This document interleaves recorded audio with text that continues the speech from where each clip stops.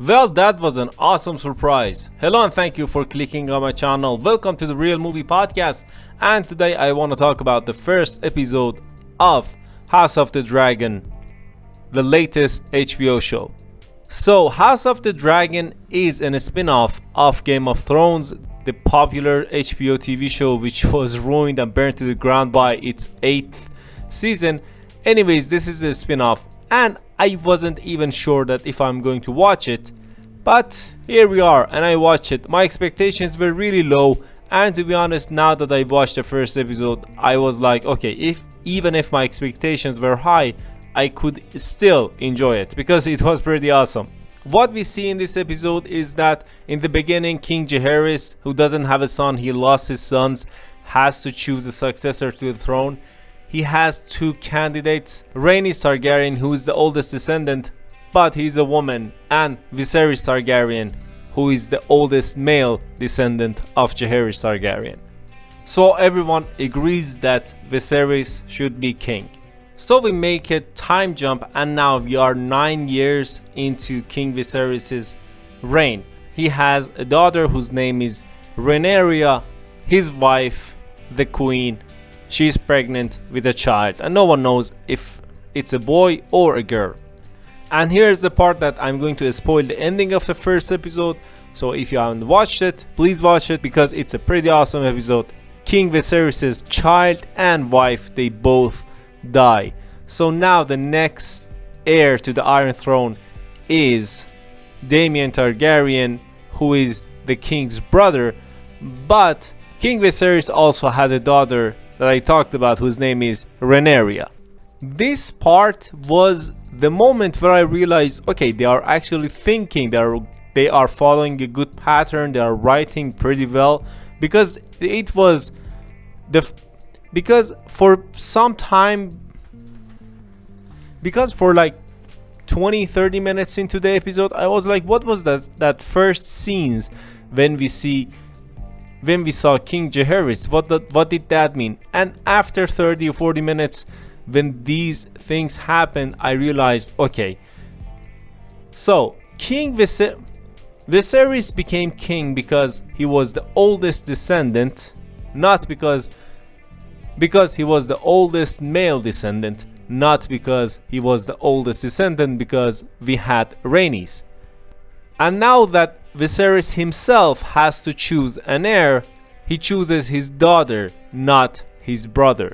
So this moment we realize, okay, Matt Smith's character Damien already had every reason to be mad, to be bad, and now this is even more. So we know that we're going to see some quarrel because Viserys kind of, you could say, banishes his brother, cheats on the history, makes his daughter the heir, although it had to be his brother. And this is the part where we arrive to the characters, which actually I pretty loved. The first episode of this TV show, unlike Game of Thrones, the first episode, there were countless of characters, and to be honest, maybe after 3 or 4 episodes I was still lost. But in this show things are a bit different because we don't see that many characters and they all have some good times for the audience to know them. Maybe this is something that made the first episode of this one better than Game of Thrones, but who knows in the future, because Game of Thrones up until the 5th season, it was just the best TV show of all time. The main characters are of course King Viserys, played by Paddy Considine, who was great as King Viserys. He is that kind of king that you cannot rely on, to be honest, in every situation. He's a bit afraid, he's a man of family, he loves his wife, and you realize how much he's in pain when he loses his wife in like the most tragic possible way, which is, by the way, is one of the darkest and most tragic scenes that I've watched in any TV show today. It was just brutal.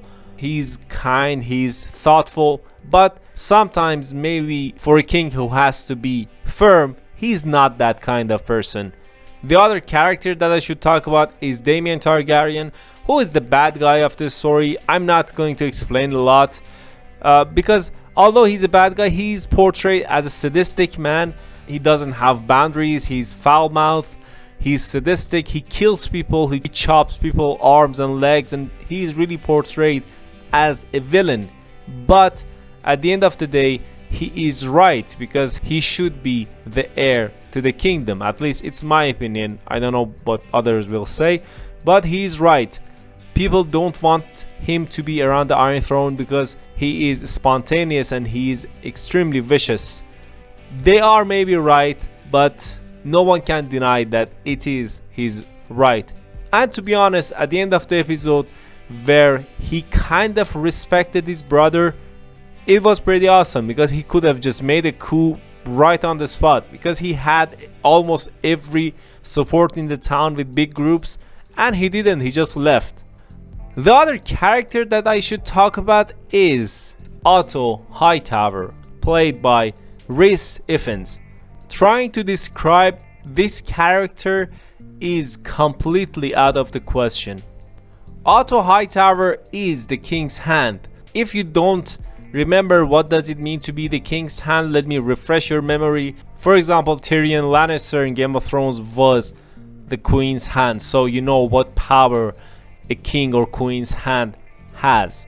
I hope this character remains the same, because you never know whether he is a good person or a bad person. He is gray, and to be honest, he is realistic. He does some really weird and bad stuff. In one point of this episode, again a spoiler alert, he sent his daughter to the king's chamber when king's wife and son just died, and he tells his daughter to wear her mother's dress, which implies, okay, he is literally pimping out his daughter to the king. To that point, we didn't see something weird with him, we just knew that he was shady, but that thing was just freaking weird. Other characters were not explained deeply. For example, Rhaenyra, who is the main character of the whole show, we're gonna see her when she's all grown up as well. Maybe the most important thing is that Otto's daughter is Rhaenyra's friend in this TV show, and that is that. Rhaenyra is that kind of princess who doesn't like to be a princess and stuff. She's like that girl in the animation called Brave. The only thing that I found weird in this TV show was that in the beginning it says that these happenings are 170 years before Daenerys Targaryen is born. So if we take that Daenerys took the King's Landing and everything and became a queen when she was 30, so it is literally 200 years before. The world is exactly the same, except it has dragons, but everything is the same. I mean, in 200 years nothing changed, and I wish they could have shown this change a bit more. Maybe I'm a bit too picky, but maybe that's even a good sign, because the show was really good in the first episode. So fingers crossed, if they keep up this good pace and this good content for the next episodes and seasons, maybe the fans, including myself, we can forgive Game of Thrones season 6, 7 and 8. And yeah, that's it. It was a bit long, but it was necessary because I really like this show. Thank you for listening to my voice. If you have anything to say, to add, don't hesitate to do that and comment down below. Let me know. As always, thanks. Bye.